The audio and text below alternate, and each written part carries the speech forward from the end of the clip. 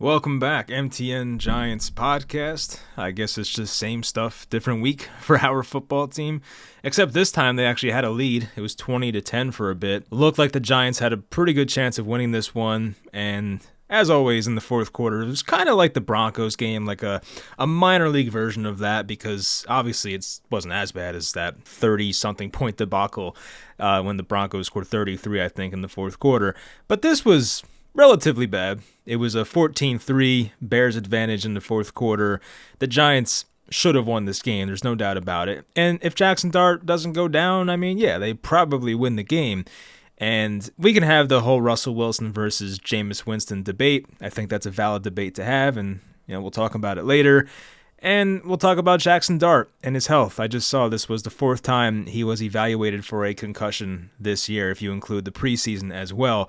So that's not good, and they run him a lot. We saw 2 or 3 instances today where running him was great. He had that long touchdown run for like 20-something yards to the left side. That looked awesome. There was the quarterback fake toss, and he ran to the right for a goal line touchdown. So Jackson Dart, as a runner, looks great. He even has good vision, which you don't see that every day for a quarterback, so I love it. But at the same time, he does take a lot of hits, and in a lost season like this, when you're 2-8, I'm not saying bench him for the entire year, but he needs to be spoken to about how to handle these situations. Just slide. I mean, I talked about this last week as well. You just can't have this happen. I don't want the guy putting his body on the line for a 2-8 football team. And I think we've seen enough with Jackson Dart. We know he's pretty freaking good. There's going to be no questions about the Giants drafting a quarterback in April. At least there shouldn't be.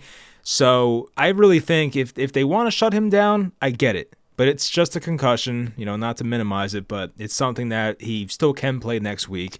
Maybe they hold him out until after the bye, because right now there's 3 games till the bye, and they're all against tough opponents: Green Bay, Detroit, and New England. So if you want to bring him back for the final month and play him against softer teams like Washington, the Vikings, the Raiders, the Cowboys, then I get it. So we'll see if there's a soft benching, which soft benching is I don't even want to say it as a soft benching, because you wouldn't be benching Jackson Dart, quote unquote, but maybe just an injury delay. I don't want to say soft benching, because it's not like a J.J. McCarthy situation. It's not a Kyler Murray situation. It's not that, because Jackson Dart's been awesome. But maybe you kind of just milk this injury a bit and you take more time than you really need. So we'll see if that happens. I think it's a possibility. So a lot to talk about with this game. And yeah, I think Brian Daboll's fired. It might not be tomorrow. It might not be the week after. It might not be the bye week. But the guy's fired. There's no coming back from this.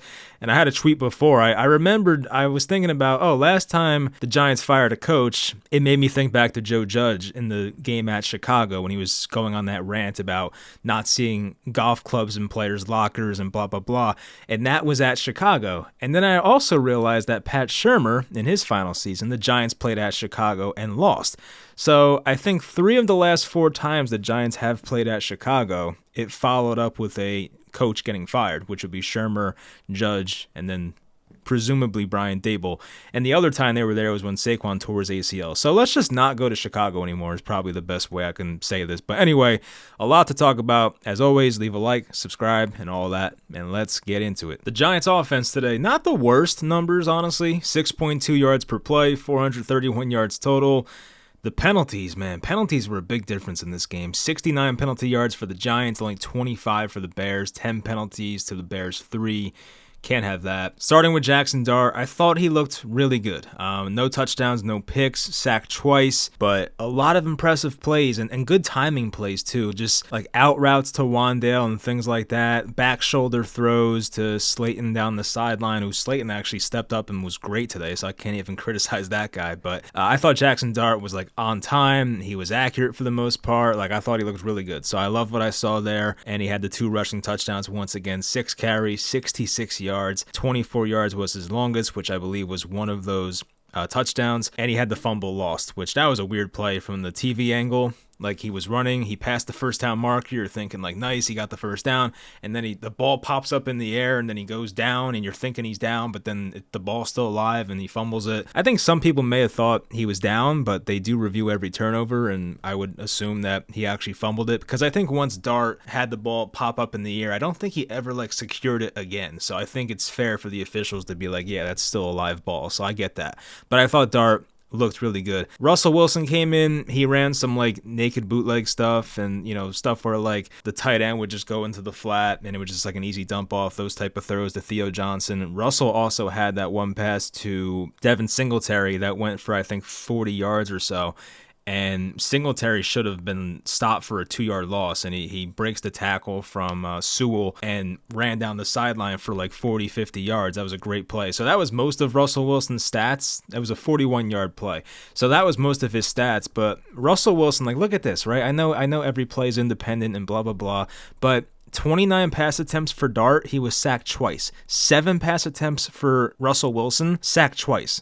Same amount of sacks taken, yet Russell Wilson threw the ball a quarter of the amount that Jackson Dart did. So Russell Wilson, I mean, great career. I'm making a video about him. I still think he's a Hall of Famer, so that video's coming out soon, and it's a longer form video. But I respect Russell Wilson's career, but it's just not it anymore. I mean, if I were the Giants, and I know I'm kind of going off track here, but if I'm the Giants, I might just want to see what I have in Jameis Winston. As I said, they might do the soft benching, the injury delay benching for Jackson Dart, and if that's the case, I really would not mind seeing Jameis Winston start the next 3 games and putting Russell Wilson as the second string quarterback and just letting Jackson Dart rest for the next month. It would be 3 games and a bye week, so you just let him rest up for the next month. It's not necessary for Jackson Dart to play every game from here on out. I do think it makes sense to play him the final month because it's a softer schedule. I think he'll build up his confidence, put up good numbers, build some chemistry with guys that'll be here next year, like a Theo Johnson. You would think Wandale's back,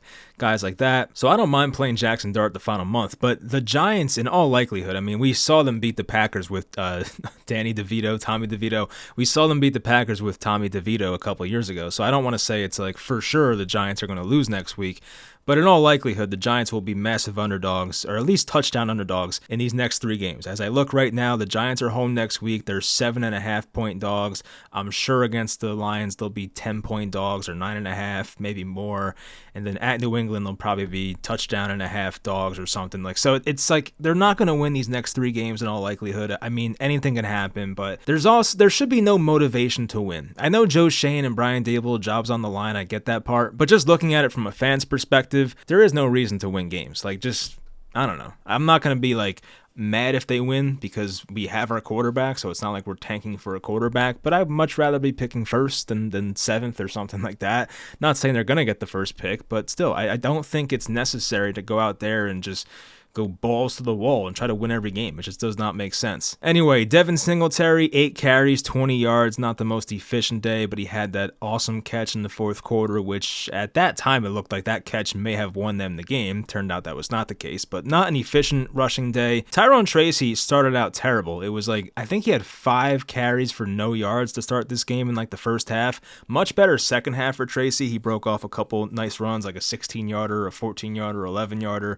He finished with 14 carries, 71 yards, 5.1 a carry.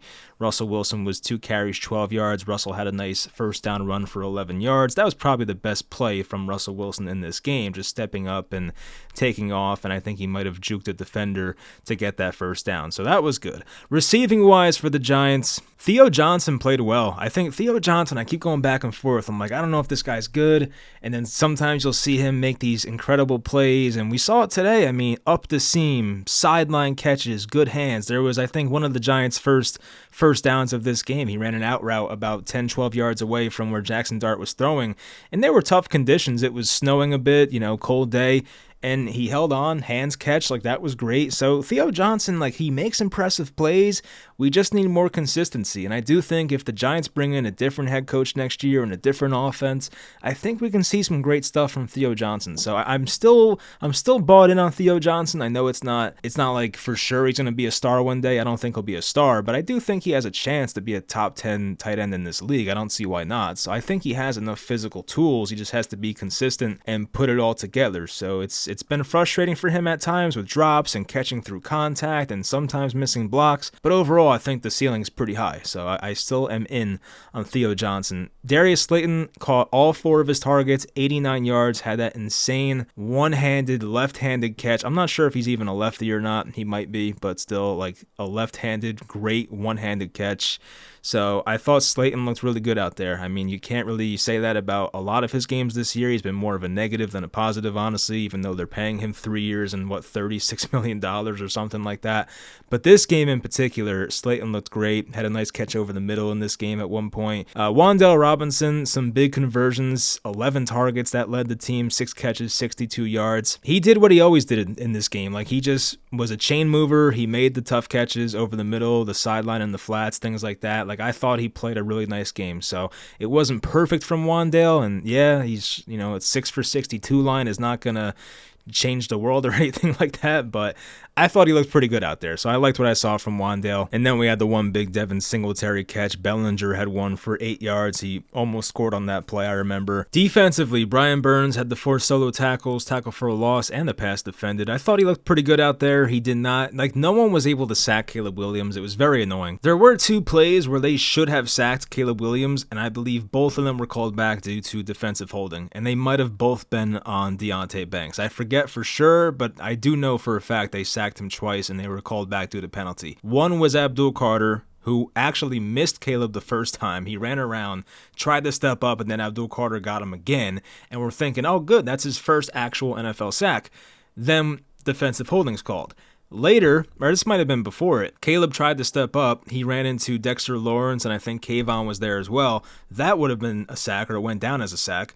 And that got called back as well due to defensive holding. So even when they did get him, it didn't count. And I gotta be honest, Caleb Williams, I tweeted this during the game. This was my first tweet during the game because I was so amazed. And I do watch Caleb Williams on Red Zone and things like that, the primetime games, but I was so impressed by the sack evasion. He was like, every time the Giants had him, there were 3 or 4 different plays where Kayvon Thibodeaux was basically face to face in a phone booth, as they say, with Caleb Williams. And you're thinking, all right, we got him for a sack. And he got out of it every single time. They did not sack him once.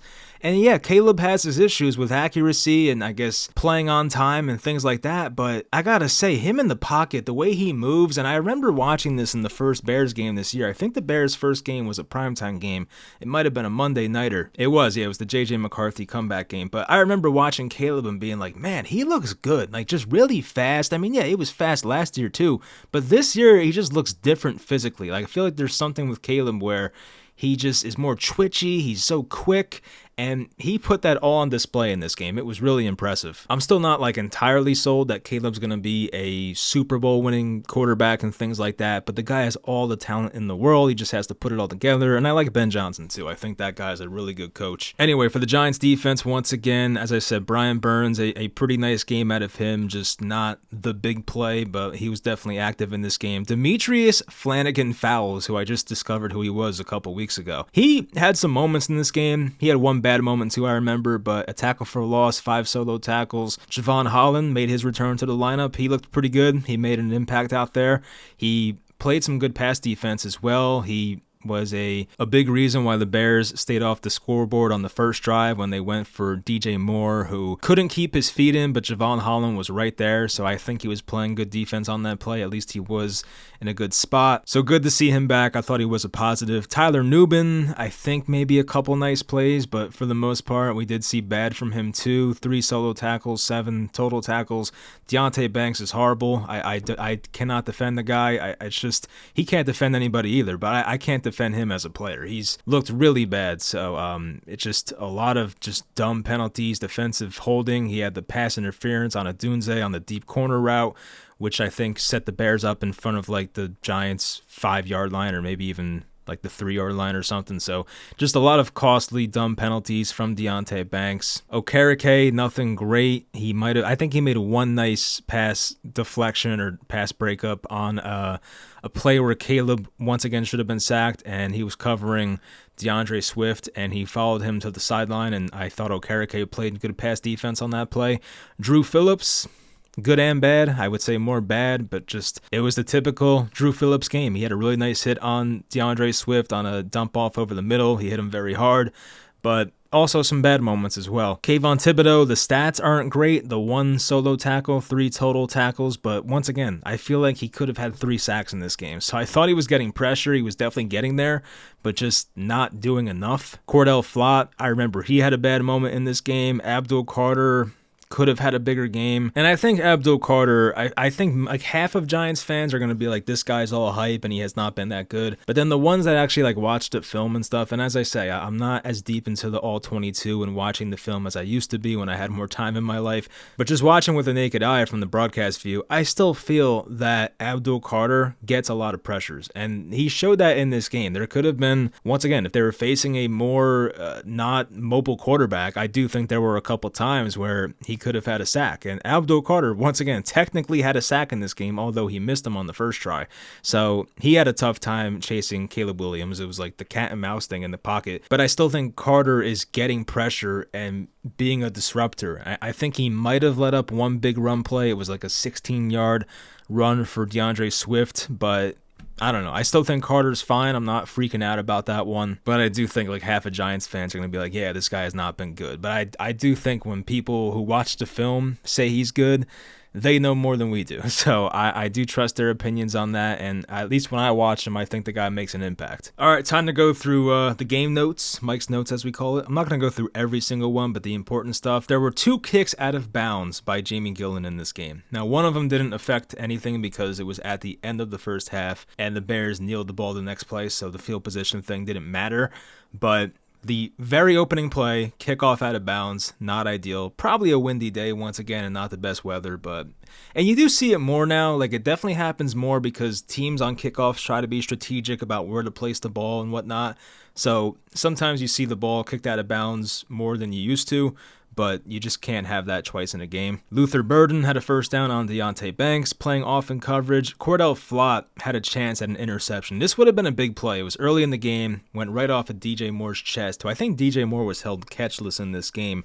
But the ball was a screen pass for Moore, hit off his chest, and the ball was rotating funny, and once again, snowy conditions, so not the easiest play, but Flott could have caught it for an interception. Caleb rolled out to the right, tried to find DJ Moore once again for like a 30-yard touchdown. He was out of bounds, and I don't think he even caught the ball. Javon Holland once again in good position. Theo Johnson had the nice first down that picked up 13 yards on the first down. I talked about this play before, just an all-hands catch, out route to the sideline. It was very nice. 3rd and 11, Dart hits Theo Johnson on like a sit-down route in zone. That made it 4th and 2 near midfield. The Giants go for it, which I thought they should have in that situation. And then that's when Jackson Dart took a sack. Now on this play, they ran like 3 guys to the right, and Jackson Dart's rolling to the right, and it looked like Wan'Dale Robinson was definitely open on this play. It looked like 2 Bears defenders went with the receiver behind Wan'Dale, and they left Wan'Dale open in the flat near the sideline. Now, Jackson Dart may have had his vision blocked by a Bears defender in front of him, but it did look like from the TV angle that Wan'Dale was open on that 4th down play early in the game, so that's, I guess, something they could have executed on, but oh well. Giants get a 3rd down stop, at least we thought they did. It looked like Dexter Lawrence and Kayvon combined for a sack, but Cordell Flott was called for defensive holding. Adunze was wide open on a play action. It was good play design. So, yeah, once again, Ben Johnson, I'm impressed with what I see. You see a lot of that stuff he did with the Lions, whether it's not a lot of trick plays in this game from Ben Johnson, which we do see about 1 or 2 crazy trick plays per game. But just the scheme in itself, I'm a big fan of. Olamide Zaccheaus dropped a touchdown in the back of the end zone. It was kind of similar to the DJ Moore play. This might have been an easier catch, and nobody was even near him, so this was probably a worse drop. Rome Odunze got a big first down. Brian Burns was in coverage, so he had no chance, but I don't think Burns defended this well at all, but it's an outside linebacker, so if you're not covering a very good wide receiver well, I'm not going to really hold it against you. Kyle Monangai had a touchdown from 8 yards out. He could have been stopped short of the goal line, but I think the Bears had a couple offensive linemen that pushed the pile in for a touchdown, so that's just one team wanting it more. That made it 7-0 Chicago. Jackson Dart got sacked from the right side by CJ Gardner-Johnson. Nobody picked him up. I think Justin Pennick of Talkin' Giants, he tweeted out a picture of this play. It looks hilarious. I'm going to try and put it in the camera. I guess I could just post a photo in here, but that would be too difficult. So here's the play, and you can see there's like 3 different Giants that are blocking nobody, and then there's just CJ Gardner-Johnson just going right at Jackson Dart. So yeah, that was pretty embarrassing. So I don't know what happened there with miscommunications and whatnot. So that sucked, but that happened. That drive was pretty much cooked. They had a 3rd and 18 drop off screen pass to Singletary, picked up 3 yards. DeAndre Swift had a run for 11 yards. It looked like Abdul Carter and Okereke could not get off their blocks. Kayvon had Caleb for a sack. He spun out of it, picked up 6 yards on a pass to the right sideline to DeAndre Swift. 3rd and 4 pass to Zacchaeus was a bit inaccurate. Bears were forced to punt. It was Demetrius Flanagan fouls and coverage. I thought, once again, I think that guy's played pretty well, so I can't really hate on him too much. Darius Slayton had the insane 31-yard catch, left-handed. It was awesome. Then he had a 38-yard catch right after that. Now, if Jackson Dart hit him in stride, it might have been a touchdown, but still, you'll take the 38-yard gain. And as I said, maybe last video, might have been a couple videos ago, there's one thing you can criticize Jackson Dart about other than taking unnecessary hits at times, is that the deep ball accuracy has not been great. So I think one concern I have about him is the deep arm strength and the deep accuracy when you go beyond 40 yards, but ultimately, he's been pretty perfect otherwise. Like, if it's anything within 40 yards, it feels like Dart's been tremendous.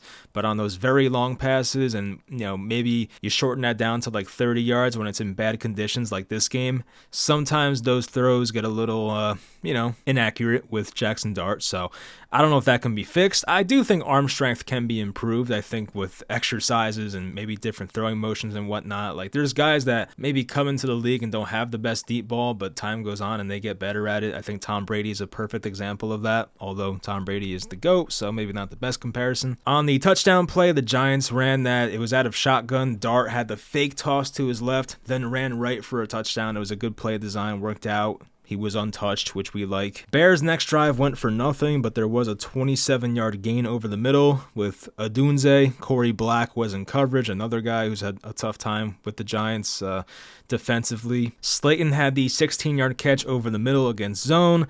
There was a nice-looking pass to the left to Wandale on an out route for 13 yards, as I said, talking about Dart before. Very good timing in this game. He was on time. He was accurate, especially in the short stuff. Bears had an unnecessary roughness call on a Jackson Dart sack. It was a first down for the Giants. 3rd and 11, Dart ran for 25 yards. It got called back due to an illegal block in the back by Daniel Bellinger. So another very costly penalty. Like the Giants, once again, they should have had 2 more sacks, which could have stopped the Bears' offense. They should have had this big 25-yard run. That gets called back due to illegal block in the back. Then they ran the 4th and 1 play to, speaking of Bellinger, they tried to throw a double team back of the end zone shot to Bellinger, who looked like for a second caught it, and then Jaquan Brisker made a good play.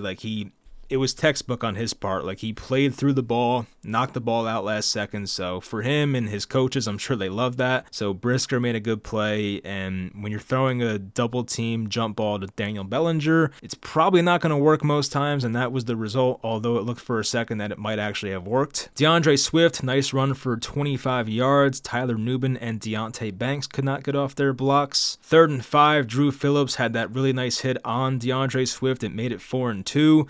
They go for it. Now, this play pissed me off as well. This was a missed opportunity. So DeAndre Swift has the run play on 4th and 2. It looks like he stopped short. There were 2 guys on him. It was Demetrius Flanagan Fowles. I know I complimented him before, but this was a very bad-looking play. So Fowles tried to hit Swift. He did. Swift just spun right off of it, did not wrap up on that play. And Cordell Flott more so was tackling Fowles than tackling the opponent. And somehow DeAndre Swift, who should have been stopped on 4th and 2, ends up getting out of those 2 defenders and picking up the first down. So that was an absolute killer. Brian Burns had a big tackle on a DeAndre Swift screen for a loss of 3. There was a 4th and 4, and Caleb Williams, it was on the Giants 33. Once again, not the best weather. I think their kicker is not the best power kicker in the league, and they throw to Swift. He dropped it, although Dane Belton was there anyway, so you would think Belton would make that tackle, but based on what we saw before, maybe not. So Giants get out of that unscathed. There was a 3rd and 4, great throw to Theo Johnson on the run. This was one of Jackson Dart's best throws. Like, when you put together a highlight film of his top 10 throws from his rookie season, I think this one will be in here. 21 yards on the run in the snow to the sideline to Theo Johnson, picked up 21 yards, great catch by him. This was the Theo Johnson drive, or at least it should have been. Hit Theo Johnson up the seam next play for 26 yards. Then he went to Theo Johnson in the end zone. That got broken up with, so this could have been like a massive Theo Johnson drive. Then Gunnar Olszewski made, honestly, one of the better plays I've seen defensively by a wide receiver. So It should have been picked off. I think Dart was pretty indecisive about this. He didn't want to throw it, and in the last second was like, all right, I'll throw it. And the defender was all over it by that point, and it should have been picked. It was in the defender's hands and just perfectly played through the ball, same way Brisker did on the Bellinger play, although Brisker's an actual defender. But Gunnar Olszewski plays through the ball and just knocks it out of the cornerback's hands, and the Giants are saved an interception. It's saved an interception for Jackson Dart's stats. Then they throw a 3rd and 10 to Olszewski. That was incomplete. I don't love the play selection there. Like, you shouldn't be throwing a big 2nd down and 3rd down play in the end zone to Gunnar Olszewski. Like, you took Jalen Hyatt in the 3rd round. You traded up for him. Where the hell is that guy, right? Why can't he play? Where's Lil Jordan Humphrey? I feel like you have better options than Gunnar Olszewski, but I don't know. Younghoe Koo from 32, he made that one. Younghoe was, I think, 2 for 2 in his Giants debut. Yes, he was. And there was a controversial field goal thing later we'll talk about. As I said, Jamie Gillen kicked out of bounds, and it doesn't matter. The Bears kneeled the ball going into half. Deonte Banks kick return to the 50. That's why we took him in the first round, was to occasionally have good kick returns. 3rd and 5, out to Wandale. He was wide open for a first down. Tyrone Tracy had a couple nice runs. One 16-yarder to the left side. It was blocked very well. Jackson Dart had the 24-yard read option rushing touchdown. It was great vision once again, so love what I see there. I don't think he was touched on that play, so that helps. At this point, it's 17-7 Giants. We're feeling good about this at this point. We're in this 3rd quarter, and the Bears offense was doing nothing. Good wrap-up by Flanagan Fowles on Monungai, a 2nd and 5 run. Caleb Williams had this insane run. Brian Burns had him for a sack, and Burns went a bit high, but similar to what Carson Wentz used to do in his prime, he still does it, but he's not as good at it anymore. But it looked like Brian Burns had Caleb for a sack. He had him by the shoulders, and Caleb was able to last second just duck underneath it, and Brian Burns couldn't hold on, and Caleb got out of it. There was a 3rd and 5 Flott coverage on Zacchaeus. That fell incomplete, so Cordell Flott, good positioning there. So at least, although they missed a sack once again where they should have had one, that drive went for nothing. A 3rd and 10 slot screen to Wandale. It gets 9 yards. The Giants run a 4th and 1 naked bootleg to Jackson Dart, of course. Greg Van Roten had a good block on this play. That picked up a first down. Then Jackson Dart had the fumble. The ball popped up in the air. The Bears recovered it. And that was like the turning point in the game. And I don't want to blame Jackson Dart once again, but like if he had just held on to that ball, most likely the Giants win that game because it's 17-7. All the momentum's on the Giants side. It looked like once again they were going to go in and score, and then unfortunately the fumble happens, and yeah. And I believe that's the play he got the concussion on, although Brian Daboll said in the postgame he was not sure what play Jackson Dart got a concussion on, but I'm pretty sure it was on that play. Another interesting Brian Daboll quote. Abdul Carter missed a sack, then Williams ran around, and he sacked him again, but as I said earlier, there was holding on Deonte Banks, so that's a first down. 2nd and 1, Caleb hit Loveland, the tight end, for a 20-yard gain. He's been looking pretty good lately, Colston Loveland. Deonte Banks had a pass interference on Rome Odunze, put the Bears inside of the 5-yard line. 3rd and goal, fade to Odunze was incomplete. I don't know what Odunze was doing on that play. Deonte Banks was in coverage. He was pleading for a flag, but I still don't think, it didn't really look like Odunze even got off the line, so I'm not sure what happened on that play. So they get a field goal, the Bears. It's 17-10 now. The Giants should have had a 2nd and 6. It was a Wandale screen. It went for 4 yards, but illegal man downfield. I think it was Bellinger. I could be wrong, but illegal man downfield. That made it 1st and 20. Then the Bears, they bail out the Giants with it was a Tyrone Tracy run for 5 yards. They call defensive holding on a run play, which you don't see every day. So the Bears bail out the Giants there. Russell Wilson comes in to start the 4th quarter. So at this point, Jackson Dart played 2 snaps post-concussion. They finally realized, okay, this guy might be concussed. So then they put in Russell Wilson. He comes in for the 4th quarter. Devin Singletary had the huge play where he picks up 41 yards. He breaks the tackle from Sewell, the linebacker, and I thought at this point they were going to win the game. So big catch. Tyrone Tracy had a 14-yard run to the left, then gets 11 yards on the next play. Russell Wilson ran for 2 yards. He got down at the 1-yard line. So this is the big situation here for the Giants. They're on the Chicago 1-yard line. They're up 17-10. 10 minutes, 21 seconds to go. Me personally, I don't like to be the Monday morning quarterback. I don't want to be a hypocrite. I don't come on here to lie to you guys. I have to agree with Brian Daboll. In that moment, I was completely fine taking a field goal, which I know a lot of you are probably going to comment and be like, why would you do that? That's so stupid. I really felt that at that point, the Giants defense, I don't want to say they were like manhandling the Bears. That would not be the correct way to put it, but I liked where the Giants were at defensively at this point in the game. Like, I did not think the Bears were getting much going. Now, of course, the rest of the game, the Bears offense looked much better, but at this time in the game, I really don't think the Bears offense was that great, and I trusted the Giants defense with a 2-possession lead with 10 minutes to go to be able to close out that game. So I did not blame Brian Daboll for kicking the 19-yard field goal. I know it's like some bitch shit, it's bitch made, I get it, but I really did think based on the situation, I know analytics-wise they're going to say to go for it every time, but I do think with analytics, you have to have a feel for the game and have a feel for the analytics.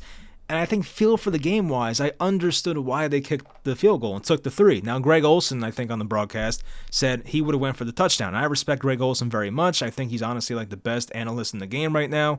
You know, no shade to Tony Romo, who I also like, and Tom Brady's getting a little better, but still not the biggest fan of Brady's commentary.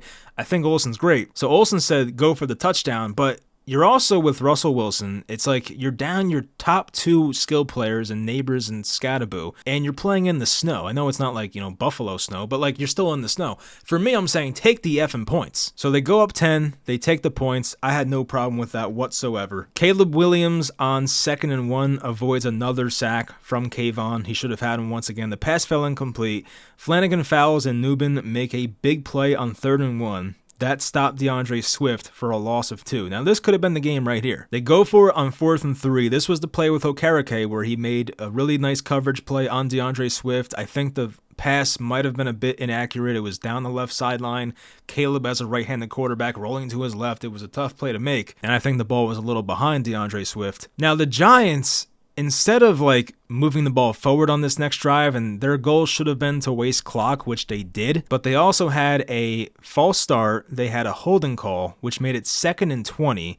They had a 9-yard run, got them to 3rd and 15. So then they punt the ball back up by 10 with 6 minutes, 20 seconds to go. And once again, you should win this game every single time. Like, this is not as bad as the Denver loss once again, but you still should win this game every single time. Up 10 with 6 minutes to go, not the best conditions. Jamie Gillen had this awful punt. It went 26 yards, I think. I mean, this is saying 30 yards, but I thought it said 26 on the broadcast, but nonetheless, it was an awful punt. Odunze had a ball go off his fingertips in coverage. Drew Phillips got turned around. It wasn't the best coverage by him, but luckily the ball went off of his fingertips.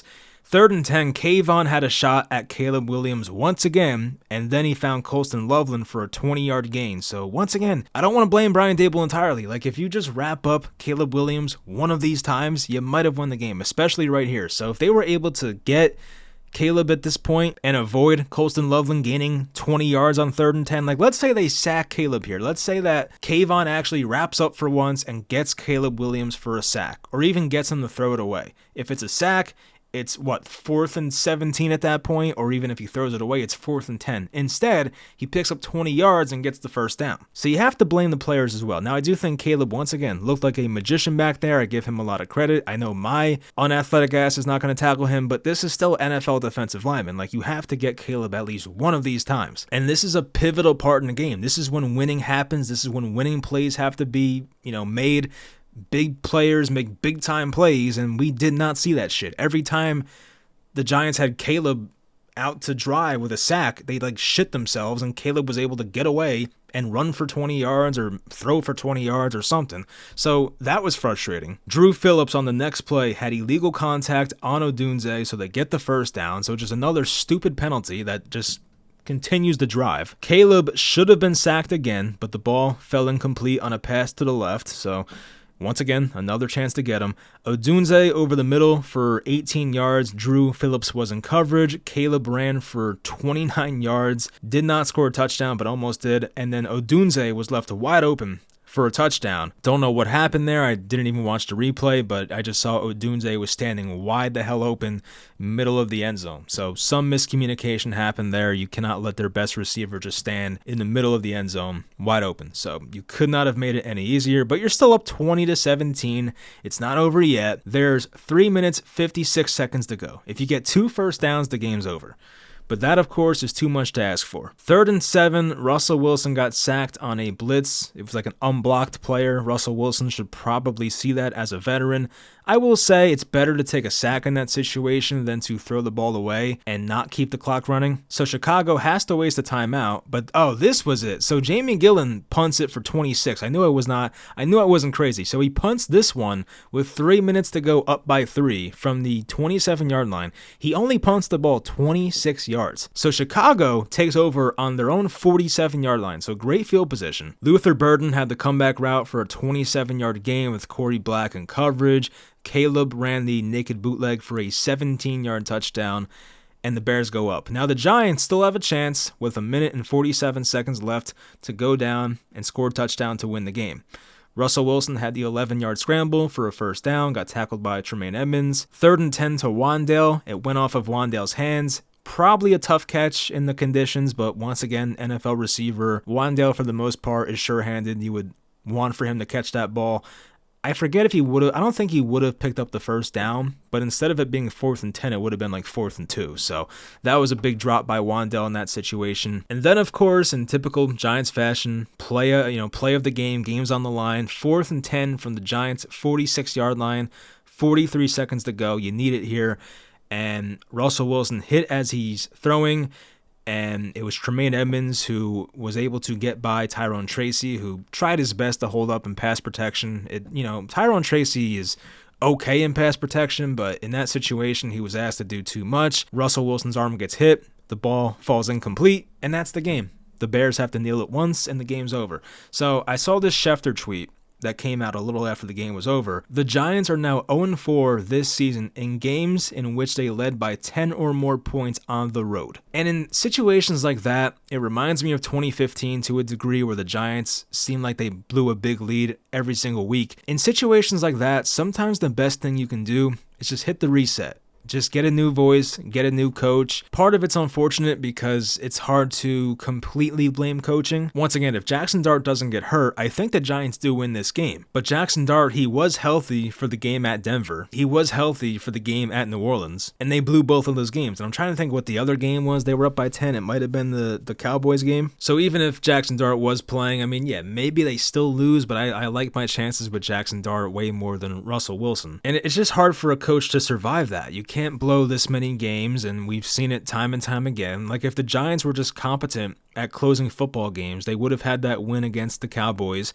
They would have had the win, I think, against the Saints. I know they lost that Saints game by 12 points, but they had 5 turnovers. It was crazy. They would have won the game at Denver, and they would have won today. So that's 4 wins left on the table. And yeah, you're still a 2-8 football team, but 6-4 looks a lot better than 2-8. So if they had just been able to close out these games, the record would be 6-4. It would look a whole lot better. But unfortunately, they had just not been good at closing out games. And I think that does, a lot of it is about coaching, and it's unfortunate. I think Brian Daboll's a good dude, and I don't have anything bad to say about him as a person, but I just don't think he's cut out to be here next year. I think it is what it is. Now, for Joe Schoen, his job title is still, it feels like it's 50-50, but it seems like John Mara loves that guy, and I think as long as John Mara still believes in the vision and thinks that Joe Schoen is a forward thinker and has a great process and whatnot, like we saw a bit on Hard Knocks that it seems like John Mara's bought in, but that, once again, is 2 years ago, so maybe things have changed. So there's a much better chance of Joe Schoen staying, but I don't want to be in that situation. I would rather just get rid of both guys. I think it makes the most sense to completely clean house, and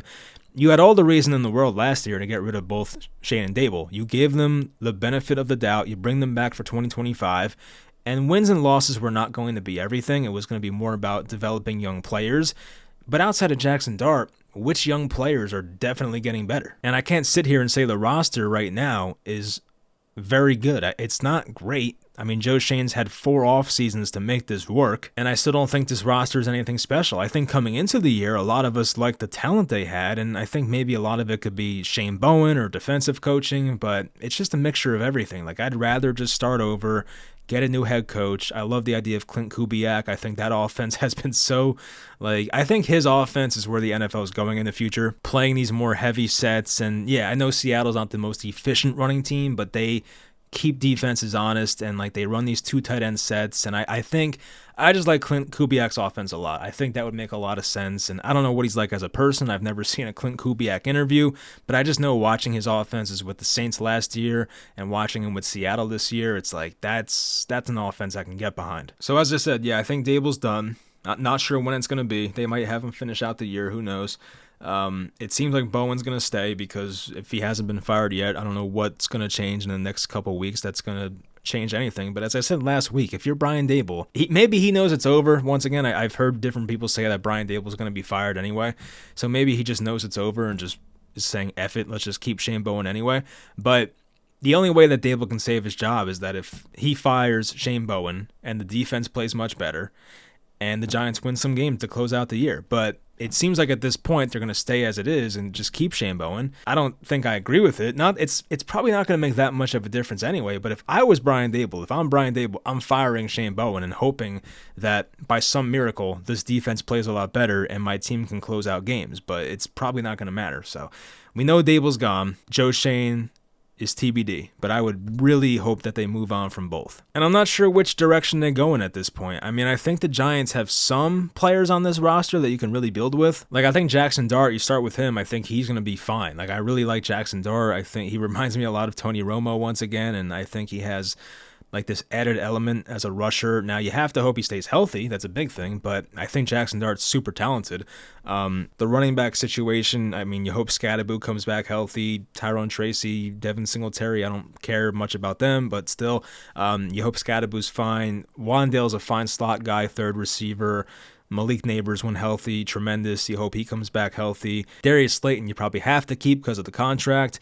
You like Theo Johnson for the most part. I think he has to be more consistent, but I see it with him. I think there's enough flashes where I bring him back for a third year, of course. Andrew Thomas, when healthy, great. Just have to stay healthy more. It seems like Illuminor is hopefully going to stay. I think he likes it here, so I would hope that Illuminor stays, but the interior guys I don't really care for, like John Michael Schmitz can't stay healthy now. He showed some flashes of playing better this year, but he has not been healthy. Van Roten's, 34 years old, so it's probably not going to be much longer of a stay for. He's 35, wow. So he'll be 36 next year, so I'm not sure if he's even going to play next year. Defensively, Dexter Lawrence, when he's right, is very good, and he's under a big contract, so he'll be back. You hope Darius Alexander gets more playing time, gets more consistent. Brian Burns is great. Abdul Carter, really good. I like what I see. Plus, he's not going anywhere. He's the third overall pick and going into his second year. Okereke can go. They need linebackers everywhere. Like, they need new inside linebackers. I don't think any of them are worth keeping. If you can keep this Flanagan Fowles guy on like a 1-year cheap deal, sure, but I don't think anybody else is really worth keeping. Kayvon Thibodeau, that's an interesting one. I'm not sure what they're going to do with him. Paulson Adebo, he's been injured. That's an unfortunate one. Like, he's been out for 4 straight games now. He had an injury last year, so that was a concern for all of us. But when Adebo's been on the field, he's been fine. He's maybe not tremendous, but he's been fine. Like, I think he's good enough for a cornerback 1. But if he can't be on the field, then we're going to have some issues there. Tyler Nubin, I don't know what the hell they're going to do with him. I don't really have confidence in Tyler Nubin, but I still think that's a guy they took in the second round 2 years ago. I think if it's still Joe Shane, he's going to want to keep Tyler Nubin. Like, he's not going to want to completely cut him or trade him right away. Not that he has the most value anyway. Javon Holland, he'll be here because of the contract, and I think when he's healthy, he looks pretty good. Cordell Flott, sure, keep him. Deontay Banks can go. Drew Phillips, I think he is what he is, but he's fine. So, yeah, we went through it. It's not the best roster, but there are some pieces, I guess, that are worth keeping. But I don't think Joe Shane's done enough good here to keep his job. I don't. Like, if they were winning games and it looked more like 2022 rather than what we've seen the past 3 years, then I would say sure, he can stay. I think Joe Shane is a lot better than Gettleman. The results may be pretty similar, but I think just from a process standpoint, he's a lot better, but it also is a results-driven business, and so far the results have been pretty shitty for the Giants organization since he's been here, besides the first year. And even in that first year, it was a lot of Gettleman guys, so like I feel like more of 2022 was good coaching than anything. So anyway, that's going to do it. We'll find out what happens in the coming weeks with the coaching situation. I guess it wouldn't be a shocker if Daboll's fired, but I would still think he hangs around till at least the bye week, so I guess we'll find out what happens. And Next week, once again, home game against Green Bay, then at Detroit, then at New England, then we hit a bye week. So next 3 games are tough, and they have a real shot to get to 2-11. So the Giants, for the 3rd straight year, fall to 2-8. Not sure if that one's been done before, but this team is they're good at breaking bad records, so it wouldn't be too shocking if they're the first team to do that. So anyway, hope you guys enjoyed. Thanks for watching as always, and I'll talk to you guys next time.